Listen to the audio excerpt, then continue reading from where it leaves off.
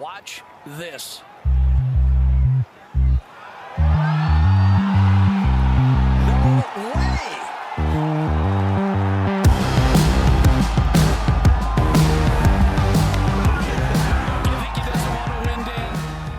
Hello and welcome back to the Cookie Jar Golf Podcast. I am Tom Mills and today I'm joined by Sam Williams. Hello. Cal Wing. Hello. And Sir Bruce Fitzpatrick. Howdy. Hi, Bruce. As always, you can get in touch with us on @CookieJarGolf on Instagram, Twitter, and Facebook. And today we've got our Room 101 episode where we're going to talk about things we think we need to ditch into the George Orwell past. But before we do that, we're just going to dive in on. We've got a little bit of live sport going on. So, what do we think of the live golf that's gone on then, chaps? So much better than the first one. What's this? The Tiger Phil? Yeah, I'm going to get. That was great. I thought Sunday night was brilliant. That was. I mean, it's all for a great cause, so it's hard to ditch Rory and Dustin and Ricky and Matt Wolff too much. It was. I think it's just the way it was all televised and ran. That was just a bit weird and a bit stiff. But Tiger and Phil, I think they just did a great job. That was. It was quite amusing. And fair play to Peyton and Tom as well. I can't put my finger on why the first week was so boring, though. Had them mic'd up and they couldn't talk. They had guys like Trump on, and like Bill Murray's funny, but it was just all a bit random. You could even he was like, "Why am I on this?" It just a lot of rambling, commercial break. I mean, you look the big. There were some subtle differences having like JT cruising around in the buggy and chatting away to Tiger and Phil, whereas the four TaylorMade guys just had a blazer walking around, just kind of keeping notes, and that just didn't work, did it? Yeah, I didn't watch much of either, if I'm being completely honest. But from what I saw on the Drive and Relief one by TaylorMade, it actually just seemed like they massively overdid the coverage of it and the accessories of like the kind of analysis by commentators and putting Paul Azinger in a shocking suit next to Rich Lerner. Like he still had In some dark room. He still had the coat hanger in. Did you see his shoulders were like sort of up by his ears? With, like sort of A3 sheets scattered all over the place as if they're preparing to invade Iraq or something. And it's like, we're just watching four pros sort of return to golf and it's for a great cause. Like, why on earth are you sort of trying to throw the sort of stats book at this as well? And yeah, I don't know. I just thought I like the sentiment of them carrying their bags and sort of getting back to the traditional aspects of the game. But to then go and just lump down a load of ancillary coverage and analysis to it with, a pretty second-rate reporter, is it Steve Sands? I mean, no offense, Steve, but him just following them around as well, not really like just asking them what they were thinking after every shot. It's like, come on, if we're going to strip it back and take the game back to its roots, then just leave them to chat amongst themselves. You don't need to overdo the analysis. I think JT did a fabulous job on the Tiger Phil one. But one of the things we got to see was two courses that we're probably not going to see again on TV, and it was nice to see the Seminole and the Medalist. What do we think of the two courses? So I thought Seminole didn't actually look great on camera, but I think there's a lot of courses where that the same could be said, actually. The course is revered, isn't it? Medalist is quite an interesting one when you read up on the history of that, because I think that was it Pete Dye and Greg Norman? And then I think over time, it's not been trashed, but it's been basically stripped back to such a level where it's become pretty much a school just for tour pros to sharpen their game. And it's gone through quite a heavy restoration, and that was kind of a bit of an unveiling. And I thought Medalist actually looked really cool with the wide open fairways. There wasn't much rough. You could really spray it anywhere off the tee, but it was all about creating the right angles, even though it was pissing down with rain and looked pretty miserable. Both look great, but I was surprised how good Medalist looked. One thing about Medalist is it when you watched it on TV, it didn't look like brutal long, but it is brutal long, and they just made it look. I think the amateurs were doing a good job of getting the ball out there because they had like 80 yards off the tee on every hole, didn't they? And they're pretty big units as well. I mean, as amateurs go, like having an NFL frame and some of those fast twitch fibers probably helps with keeping up with two pros, even if they are I mean, what does Peyton play off? Like Brady's allegedly a 8 handicap, is he? And then Peyton Manning. No way, an 8. So I think there was meant to be a 1 in front of that 8 at least, maybe a 2. But would you have had any nerves, Cal, playing sort of on like arguably the most watched? well, yeah. To be fair, we'll give him benefit of the doubt. It's huge occasion. Televised. I mean, he's like I don't know however many times he's won the Super Bowl, but he's used to pressure. But I guess in his own arena. Yeah. But I mean, that hold shot on like the 7th or 8th hole, that was very cool. When he sourced it was pissing it down as well. So that's what I found quite bizarre with it was when they had, you remember the Shadow Creek, the heads up match that Phil and Tiger played. That was just it was dry, like it was very, very dry, wasn't it? And then actually the banter out on the course looked pretty spicy. Phil's chat I thought was phenomenal, particularly when he like picked that drive into about 11 or 12, and he was just giving it all the nasty, long, straight bomb chat and all that sort of stuff. There was, he was firing back at Tiger a bit. You can pick that up, when the hole's done. And to be fair, Tiger, for a guy who's known as being a bit of an introvert, like I think from the clips I saw at least, he seemed to be, firing a few comments back at Phil, and obviously like Manning and Brady have got their own history, and they're definitely used to some sort of trash talking, and Justin Thomas was great at adding to that as well. And I think, I might be speaking a bit out of turn here, but that seemed like a key differential between the TaylorMade drive and relief one, where there wasn't the pros weren't really allowed to sort of banter amongst themselves and sort of pick on one another in a light-hearted way, whereas in the most recent Tiger Phil iteration, they were able to sort of just kind of roll with it as if there weren't cameras around. I thought it was really good, and I think with Phil specifically, I think in the last year I've been a big sort of advocate of Phil needs to go to a mental hospital. I was kind of in the impression he was slowly losing his mind. There goes our chances of having Phil on the show. But he absolutely, like, I thought he was fantastic. There was a thing on the second hole where he calls this chip, and he's like, and he talks it through for about 5 minutes. This is what I'm going to do, and then he just fucking nailed it to the inch. And then on about the 6th hole, I don't know if you saw it, he bends this drive out left, and he's in the bushes. And he's about 180 yards from the green, and he goes, Tiger's on the green. He's like, Tiger, can you go up and mark your ball? And Tiger goes, what? He's like, yeah, that ball's in my way. Can you go up and mark it? And then he nearly knocked it, to be fair, didn't he? Tiger goes, if you hit my ball, I'll give you the hole. And he missed it by about 4 inches. It was so good. I actually thought that format set up very well, actually, particularly the contrast of having the amateurs and the pros. The only thing that was jarring was calling it modified alternate shot. Most people sure to say the green sums. Talk about catering for a low IQ. Yeah, it wasn't even clear based on what it was. However, Greensums actually worked brilliantly well. I thought it was very funny because there was a big thing on just get me in the middle of the fairway so I can hit the approach shot. And obviously, if Brady bins the drive, you've got all pressure back on Brady. I thought that whole thing worked quite well. I thought Peyton was great as well. He stood up pretty well. I mean, absolutely. Very strong game. Great putter. Yeah, no, he was steady. And Tiger came out of his shell a little bit as well. You can tell Phil's just an out-and-out entertainer, as you say, isn't he? He just absolutely thrives off it. Just loves the chat and everything else. And it's just a shame about the weather. But apart from that, it was quite hard to get a feel for medalists just because it was just pouring it down. But it was good. Enjoyed it. And a bit of frozen rope from Tiger as well. Looked pretty promising, didn't it? The swing looked good. Back looked good.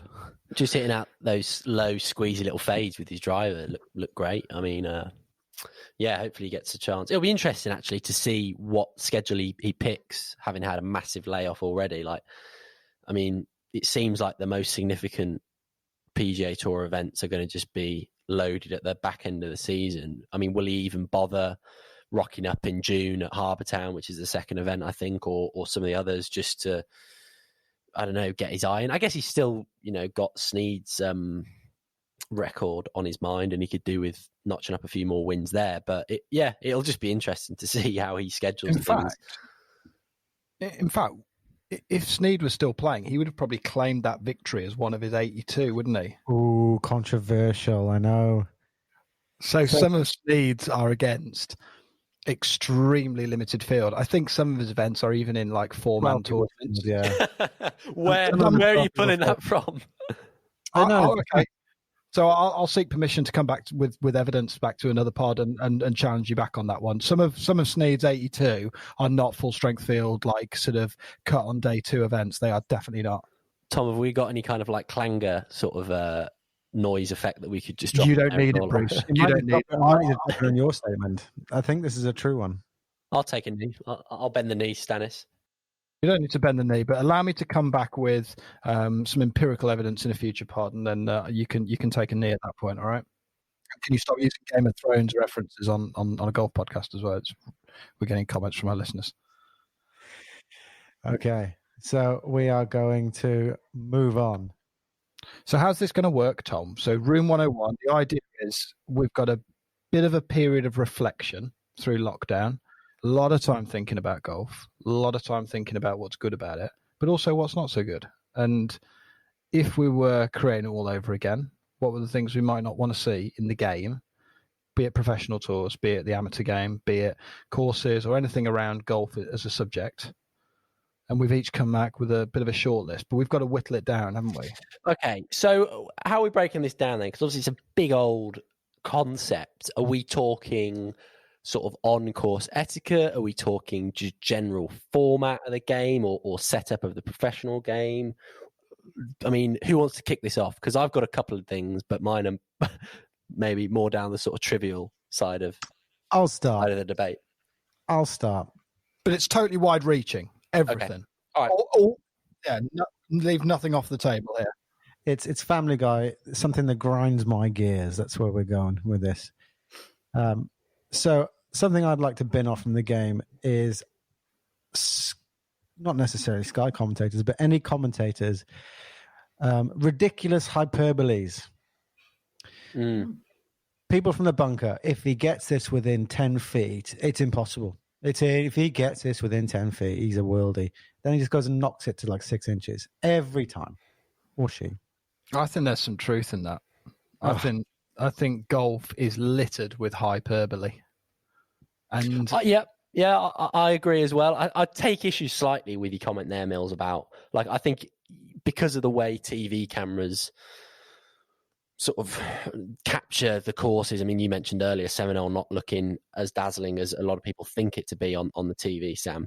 I think it is helpful for like the listener to know when a pro is like staring down the barrel of a particularly hard, like short-sighted shot, because the TV cameras might not convey that. But I agree with the sentiment about like commentary just being massively overdone. Like looking on Sky and seeing like 3D renderings of golf holes where there's like a sort of 3D flyby, and it's like, we don't need to see that. Like you could just easily get a drone out there or just a basic bog standard camera. We can see like what the hole looks like. Why on earth are you paying some jumped up software developer thousands of pounds to render a hole in 3D that looks absolutely nothing like it does in real life? There's only one man for it.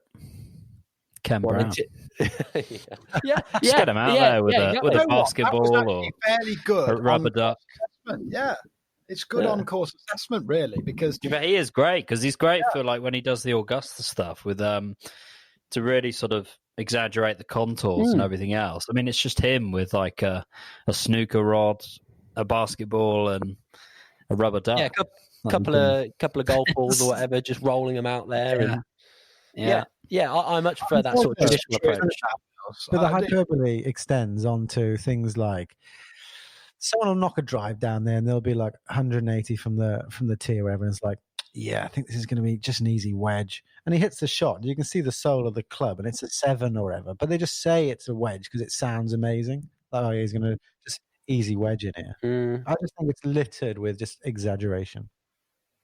So, I mean, I suppose because we're trying to whittle down a list of presumably 12 down to about 3 things, because we can't bin 12 things from the game. It's unfair.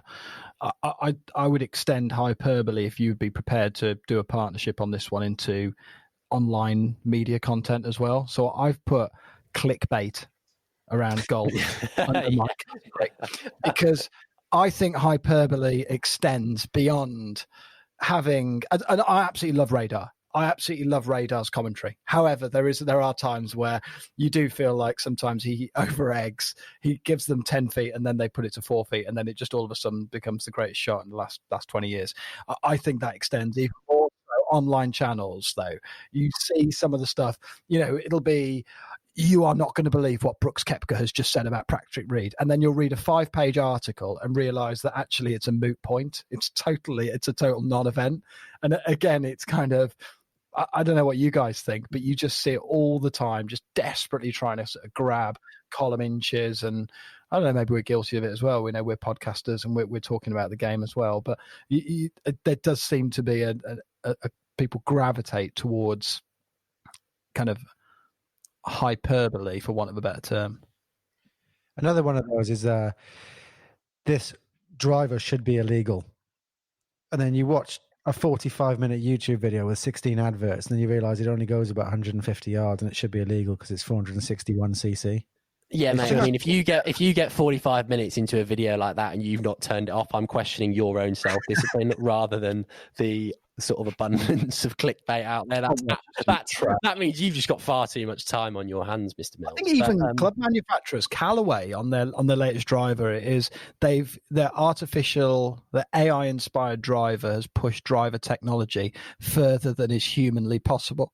Now, I couldn't even dissect what's wrong with that as a statement, but again, it is just, it's excessive. It's totally repugnant. Yeah, it's repugnant. But the thing is, that goes with like many different walks of life, doesn't it? I mean, this whole misinformation era that we're living in, just this adjustment period, I guess, as well, where global media is just so diffuse and there's such a race to the bottom in terms of content and just trying to tap into the most base and abhorrent human desires means that there's a lot of this content out there in not only in golf but in just sort of media and news generally. But I for sure wouldn't be sad to see stuff like that go.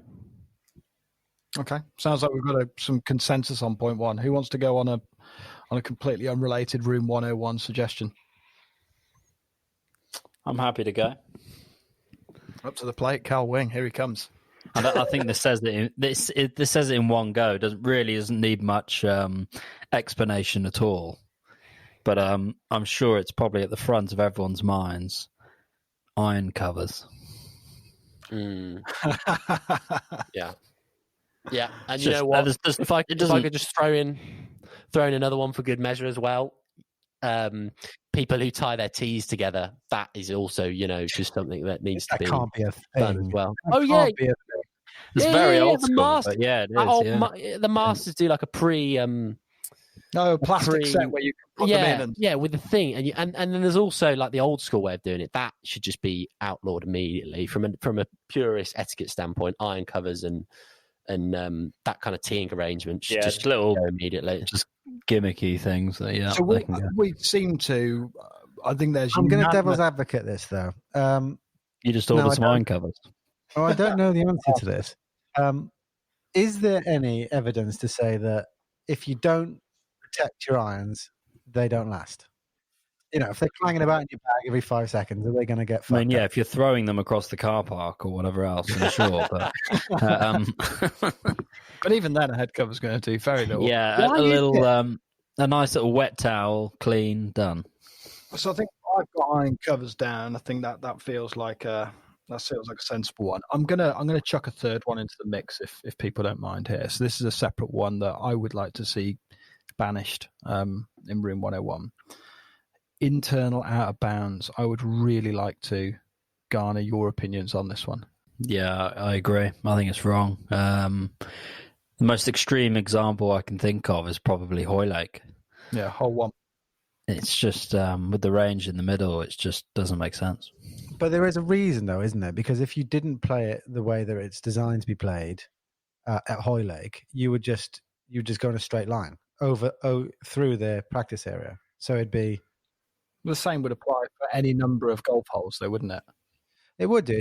It's just a space thing, isn't it?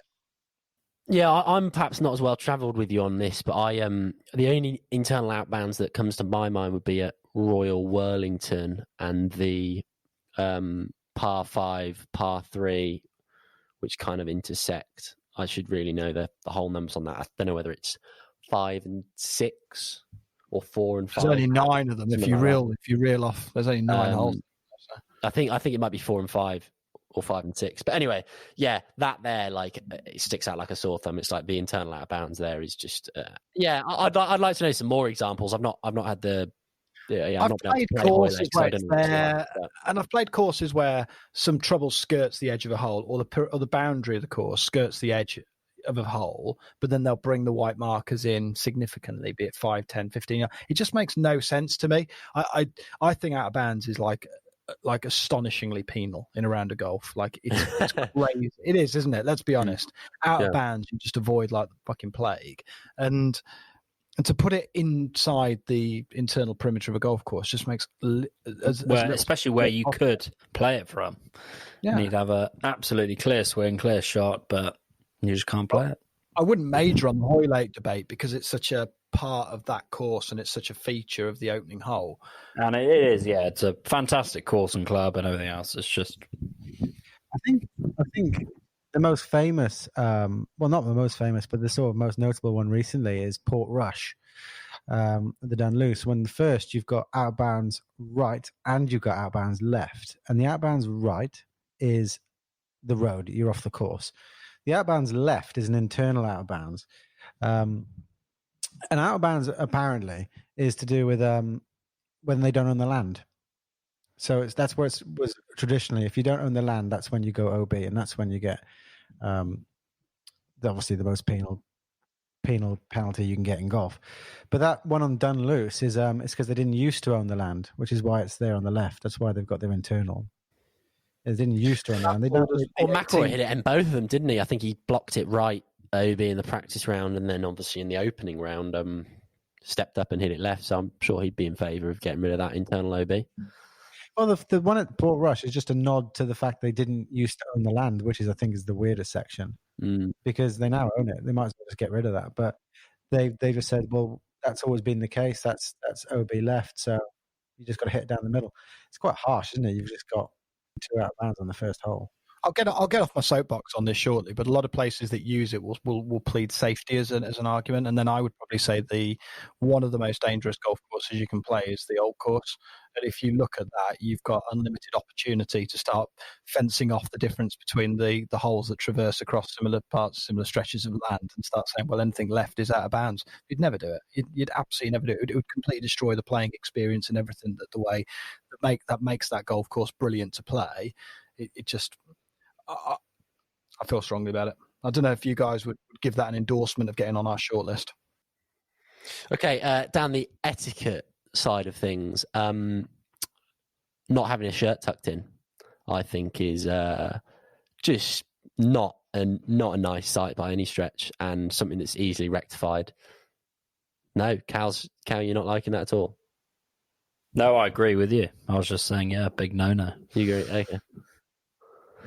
Yeah, it's just easy thing in the world, isn't it? Like, buy proper fitting clothing that, you know, has adequate breathability in warm temperatures and just tuck it in. It looks so much neater and tidier, doesn't it? But then again, mate, you've got the big polo shirt on and it's hanging down sort of halfway down to your knees. It looks pretty bunk, doesn't it? But then again, I guess actually now that I've said that out loud, I see that some people might just come back at me and say, well, you're the kind of stuffy individual who's stopping the game from being attractive to younger generations and things. So I don't know what are your thoughts on it, Mills? Because you're newer to golf actually, and you'd offer a great perspective on this kind of side of things. Because Sam, you're giggling away, but most patronising comment ever made on this pod. I didn't mean it that way. No, but you're coming at it from because I think Sam Cal. What I'm trying to say is Sam Cal and I are coming at it from like we've probably had it instilled in us by the people who introduced us to the game from like day dot that you got to have your shirt tucked in and you got to look this way or whatever, and you got to conform to the etiquette. And you coming at it as someone like who's older when they pick the game up might be like, well, that just strikes me as an absolutely ludicrous rule that's just, needs to be consigned to the ash heap of history. Okay, so I'll pick that up. Your chance at a rebuttal here, Tom. There's a few things to it. I think if you're going to look at it from the grow the game perspective, I think it's an outdated thing. I think if you're going to look at it in terms of, I just want to get kids out there and play, and it really doesn't matter what they're wearing. The other thing I think about it is I found really interesting. Do you listen to any of Podrick Harrington's stuff on Instagram? There's quite a lot of swing videos and tips and things like that. Yeah, I've seen some stuff. And I haven't seen him have his shirt tucked in once. He's golf attire every day. I guess but he's his at shirt has home. never been tucked in. But I suppose he's the next Ryder Cup captain.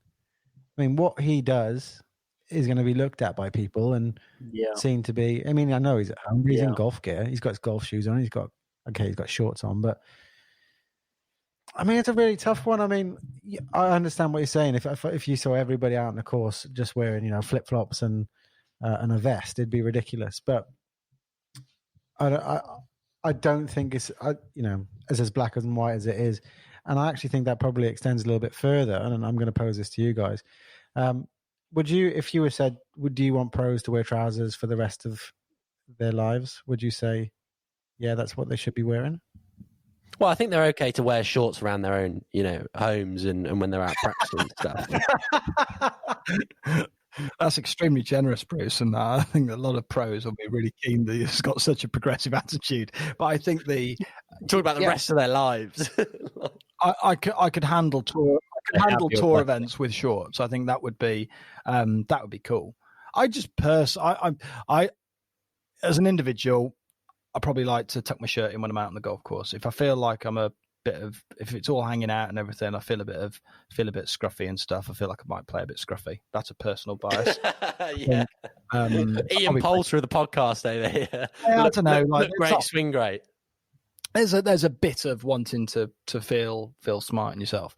However, it's dress for you, and there's a lot of places where you go out to out in the middle of nowhere in Ireland and go and play some fantastic kind of community golf courses with honesty box where you've got 10-year-old kids carrying around 3 or 4 sticks in jeans and a t-shirt and just having a good time. So I think there's a lot to be said for that. And that there's probably no hard and fast rule on it, but I would say in club and competition golf and stuff, like you'd want to probably dress appropriately.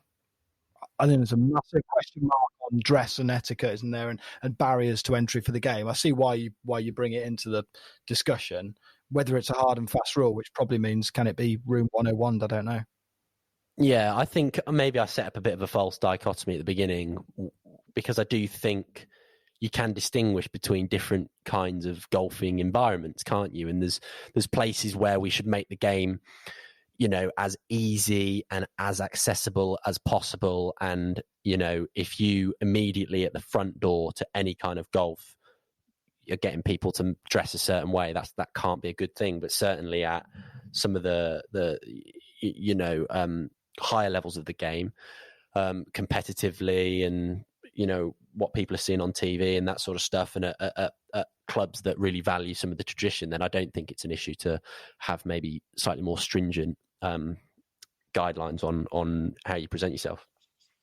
What I do think is an interesting take on this is in a former life, I used to be a teacher, and the head mistress that used to work there used to be super strict on attire. And the reason she said that we are going to come down like a shit ton of bricks about what they wear is because in her opinion, as soon as you let standards of attire slip, everything else went with it. So if you could control something as easy as what they wear, the rest of the rules and the rest of the etiquette looked after itself, which is quite an interesting view. And I think if you think about it in terms of golf, if you manage to just, keep hold of that one tradition, then perhaps the rest of the traditions about the honorability of the game will just look after itself. Does that extend to your pink sweatshirt and snapback? That's only off course, strictly off course. Got you. Okay. Sounds like there's some mixed opinions on this. And if there's not a hard and fast rule, does it make the shortlist? Probably feels like you might be taking a knee for the second time this pod here, Bruce. I thought you said please don't use Game of Thrones references. Tom got one in about Family Guy earlier. I'm just saying. I know, and I'll let that slide. Tom, do you want to bring another one back to the table? People who give themselves 3 foot or further as a gimme, and then go tell people in the clubhouse that they shot 76. Why would you draw the line at 3 foot? Because plenty of people have missed one from 18 inches or 2 feet. But do you know what I mean? Like, so there's someone that you play with, and I've played with people that I respect. They walk up to a, 2-3 footer, pick it up, and go, oh yeah, that's good. And I was like, we're not playing a match. We're just having a little knock, just put the ball in the hole. I'd push back on that fairly strictly, actually. I agree. You can't go around saying you've shot your lowest round ever if you're giving yourself putts left, right, and centre from 3-4 feet. Absolutely, like you can't go and claim you've broken the course record or you've shot your lowest round ever and look at yourself in the mirror that night with any kind of respect if you're giving yourself putts. But having said that, I don't think there should be like hard and fast rules, particularly when the sort of elephant in the room here as well is like slow play and making sure that people can actually just enjoy the game rather than thinking that it's some sort of draconian form of sadistic torture or whatever, where you've got to make yourself putt everything. Like if you want a quick brisk round of golf with friends and you just want to actually just like chew the fat and enjoy the sort of sunshine and getting out and walking the fairways like a lot of people will have done post lockdown, I don't see an issue in being slightly liberal with giving some putts. Like there's competitive golf in abundance at most golf clubs, and obviously there's no gimmies there. So I don't see I don't see that for me. No, it's a good comeback. I will return to this. It's just I don't care about people picking up and playing quickly. That's quite something that should be encouraged. But it's then coming in and saying, yeah, shot a 76, shot 78. That's my pickle of this. Yeah, you're either scoring or you're not scoring. Yeah, it's just the chat that goes with it. It's the dressing up that goes with it. It's there, as Bruce said, if you're ambling around and chewing the fat and there for a quick game. But yeah, if you go out there and start sort of, I guess, bragging in the bar afterwards, then I guess that's not quite right. The big elephant in the room, I guess, would be around slow play. There's just ways around it, isn't it? It's the most annoying thing is you're on the tee, there's slow people in front of you, and they've sort of left their bag on the other side of the green. It's nowhere near it, in the wrong direction they're going. It's just looking after little things like that are going to help speed up the game, especially when there's quite a few groups out there, etc. Being mindful of others. It's just stuff like that really, as you say, grinds your gears. Just standing on the tee and watching this unfold in front of you is. I totally agree with you, Cal. I think slow play is blight on the game, as people all too rightly point out. I mean, it's something that the R&A and a lot of the other governing bodies seem to hold as an even more pressing issue than how the ball and the driver has gotten out of hand as regards distance. And slow play is definitely something that needs fixing. I don't think professionals do the game any favors setting the sort of examples that they do on TV, where like just a 5-hour round is pretty commonplace. I don't know how you attack it. Really, it is a widespread issue for sure.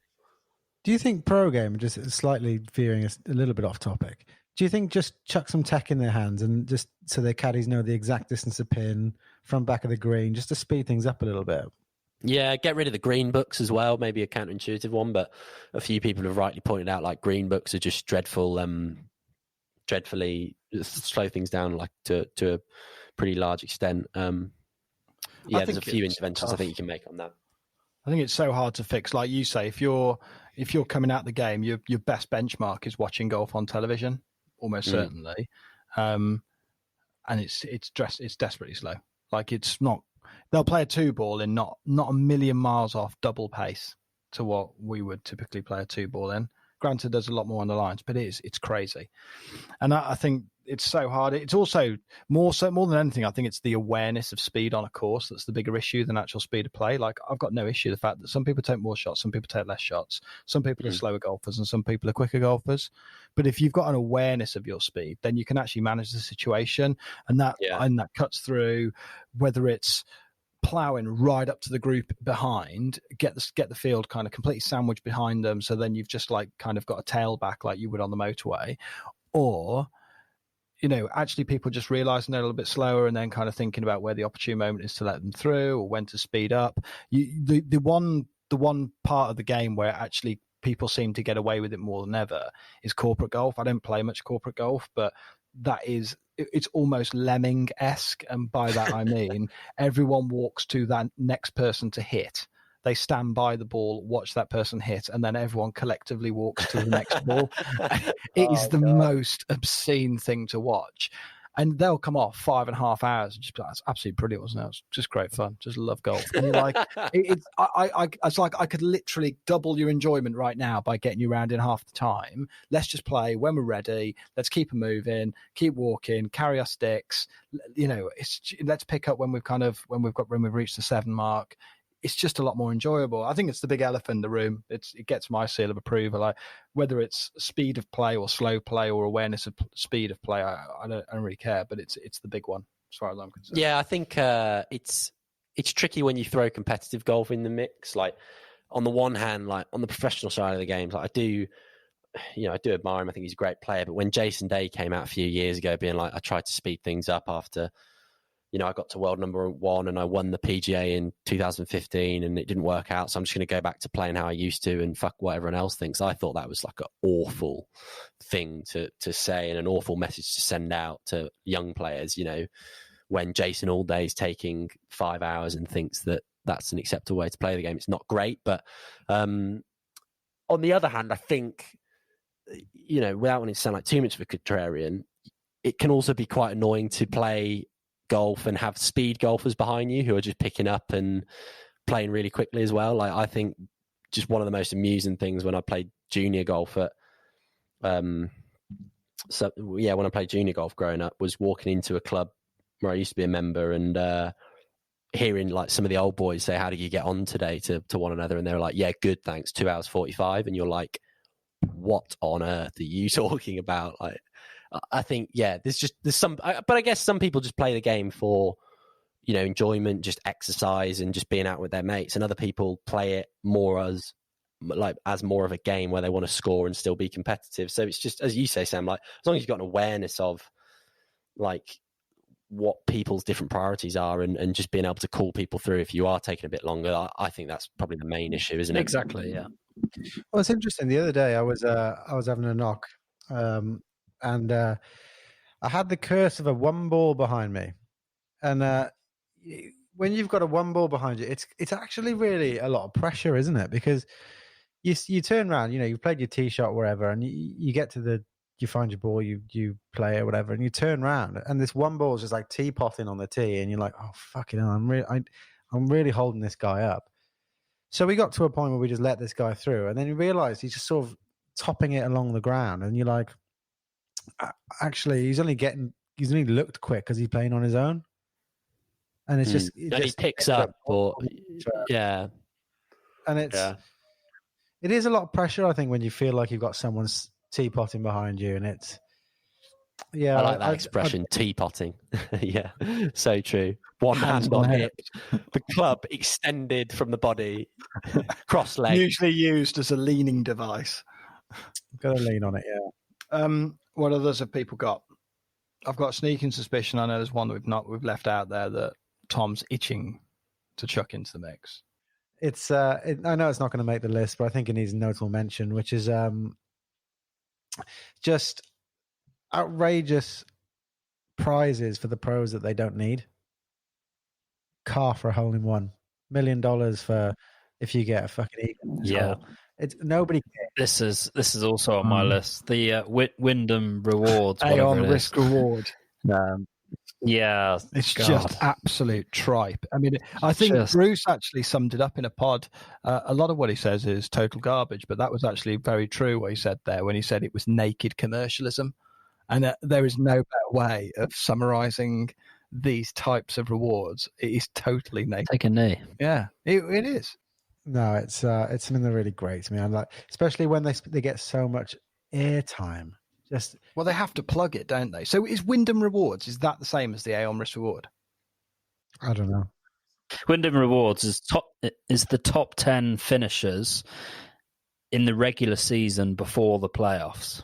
So it's a little comp before the playoffs actually occur. I mean, there's enough cash splashing around out there, isn't there?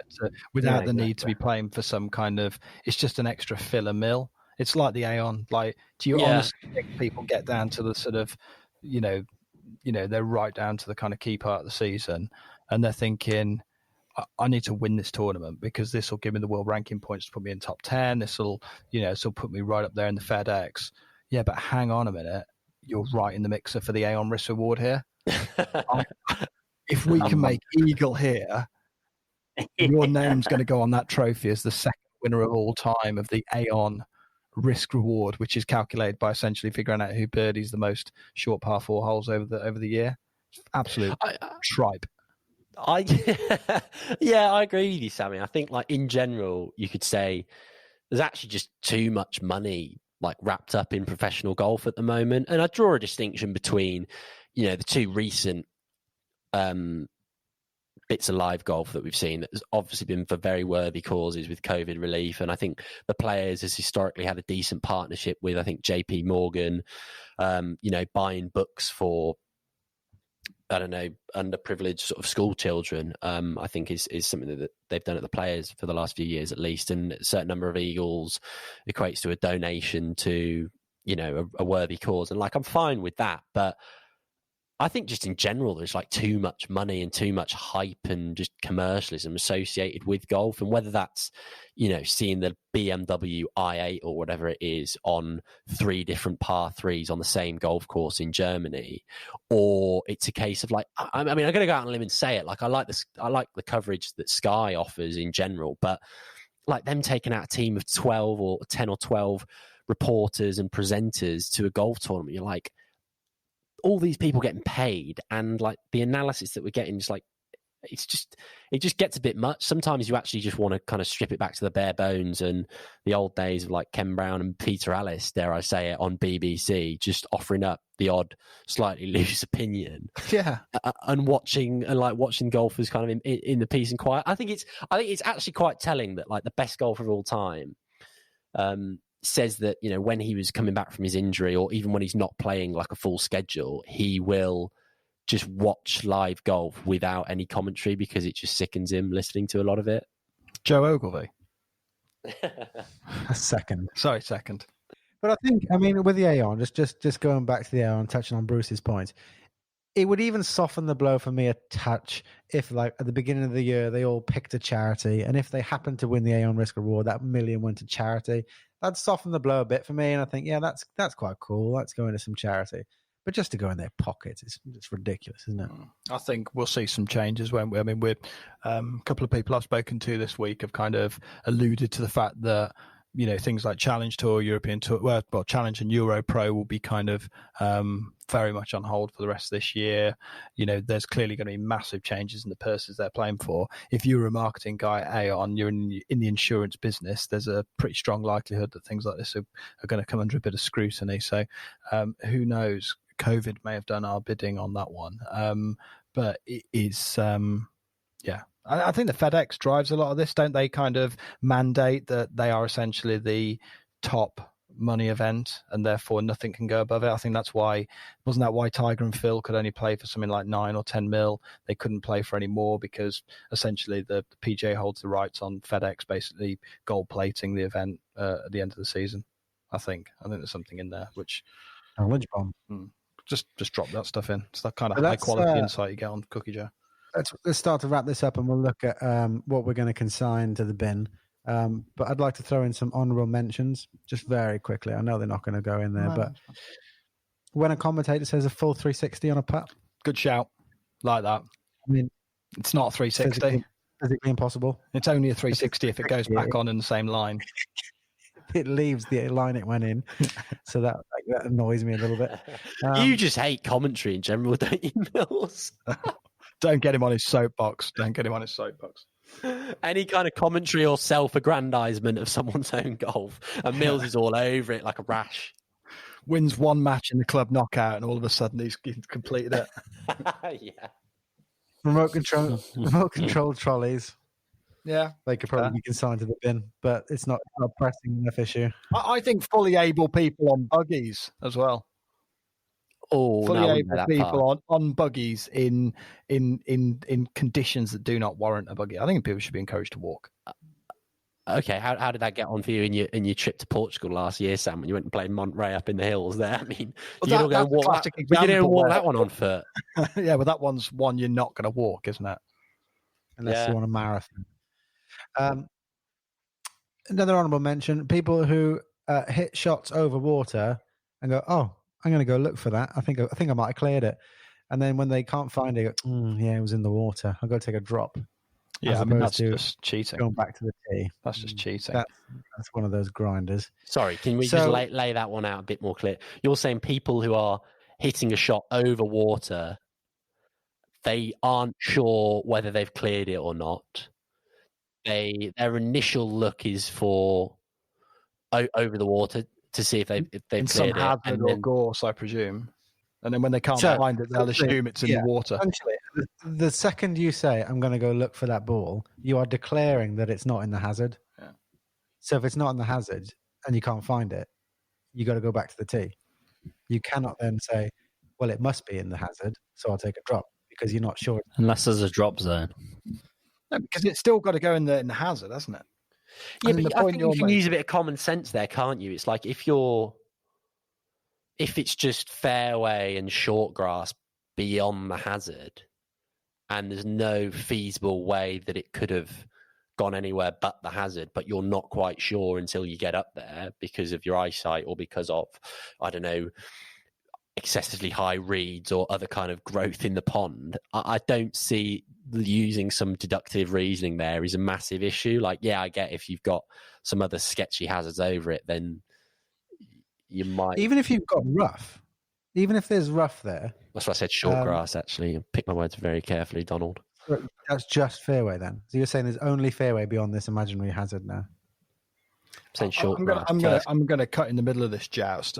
And while we're on the subject of It's gone on too long. That one has. On the subject of water features, I'm going to just chuck coarse paraphernalia in as an umbrella term, and I'm not saying all of that. It's an honourable mention, but I think fountains in water features would be a strong contender for me. I've never known it to improve a golf hole.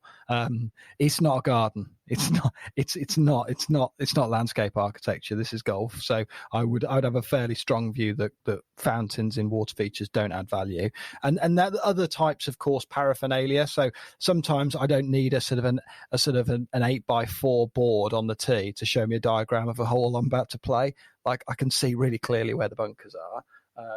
So I think things like that, and again, there's a little bit. It's even worse when it's sponsored as well, isn't it? Correct. It's not naked commercialism because often it's local businesses, but it is still irritating, and I find none of that actually. It kind of strips you away from the ruggedness and the being at one with nature and all the kind of nice stuff that actually golf originally came from, and it waters the whole thing down. It's an honourable mention. I don't expect you guys to jump in and say it's a hard and fast rule, but.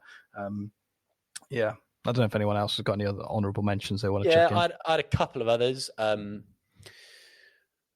with a glove on, I'm not really sure where I stand on that kind of thing. Any kind of glove that's just not, unless it's wet weather conditions, any glove that's not just a sort of standard, minimalistic white glove. I think you need some explaining really as to why you're not. The green glove? No. Not really, unless it's Charlie Hoffman and it's the first round at Augusta. I don't know if that really has a place in golf.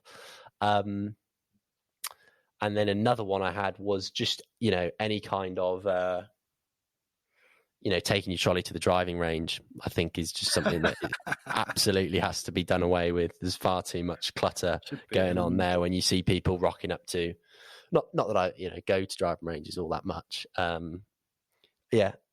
Excessive clutter. On that note, I'd say tour bags, amateurs using tour bags grinds my gears. Yeah, I did that when I was younger. Pros only. Just leave it for the Mea pros. culpa. It's just unnecessary. Well, you've used one, haven't you, Bruce? Yeah, I think a lot of junior golfers can get pulled into that naked commercialist trap. Yeah, I managed to dodge that one.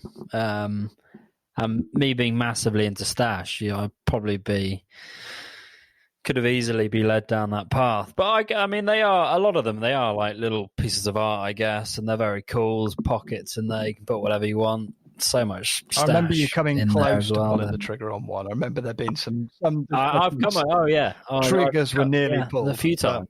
It's another fair a few one. Times. Have you got your name on the bag, Bruce? Did I have mine on the bag? No. Thankfully, I got talked down off that one. Nearly at age 14 or 15 or whatever. No, I don't think it was 15. 15 was a bit far, but yeah, age 14. Bruce Fitzpatrick, handicap 12. I think there's a time. I mean, where one can have a tour bag. If you remember the Trilby Tour, for instance, I feel like you should be able to have your own tour bag. I mean, you should never have played in that. I think you are. As bad as that is, that bag that you got is actually quite delicate and a lot smaller. It doesn't have your name on it, though, does it? But it's got your name on it. Oh, yeah. But it's got your name Has it on actually it. got his name on it? Laminated on, yeah. I had no idea. Oh, sorry, I completely missed that. Yeah, but it's on like a plastic sheeting on the bag. Well, we're gonna play the Macmillan Longest Day in golf. So anyone, and this is probably not going to have high level of take up, but we will happily auction off Tom Mills's signed Trilby Tour bag. Was it 2016? We will auction that off to the highest bidder. Which one did you have, Bruce? Out of interest. Mate, it makes it even worse. I almost feel like you got the inside track on this. I had the Nike Sasquatch one, that yellow, strong, and black silver and yellow thing. Yeah, mate. But I don't know if it quite competes with the sort of lime green and brown Trilby Tour one that Mills still has. Kicking around. Mate, it'd be good if both of you can get those back out. Yeah, appreciate that. We should do it. We should do that on the. I'll do that with you, Mills. Yeah. And then they're not going on trolleys. You're going to have to carry those bad boys around. and try and balance them vertically. Don't lay them down. Just try and balance between shots. Okay, right. So let's just wrap this up. So I think we've got 7. I would say unanimous picks. Hyperbole and clickbait were 1. Number 2, iron covers and bag paraphernalia. 3, internal out bounds. 4, shirts tucked in. Not sure there was consensus on that, but it's in there. 5, gimmies and declaration of score. 6, speed of play, and 7, naked commercialism. I mean, I'm gonna offer an opinion that says naked commercialism and hyperbole would be the ones that we all seem to be most unanimous around. Yeah, and speed of play. I think we all reached a degree of consensus on those. They seemed the biggies, didn't they? The rest of them, the reality is the world will keep spinning with or without iron covers in bags. People can still, if it makes people happy, kind of take gimmies and say the shot 64, it doesn't matter. But speed of play impacts everyone, and this kind of naked commercialism, as we keep referring to it now. Well, Bruce certainly did and coined the term. I don't remember using it, but I'll go with you on that. I've got evidence. I'll dig the pod out. But just before we go, I've got a great title for this one. It's going to be Room 101. You will not believe what these boys have said. This podcast should be banned. Thank you very much, guys. Thanks for joining us, and we will see you next time. Adios. Arrivederci. This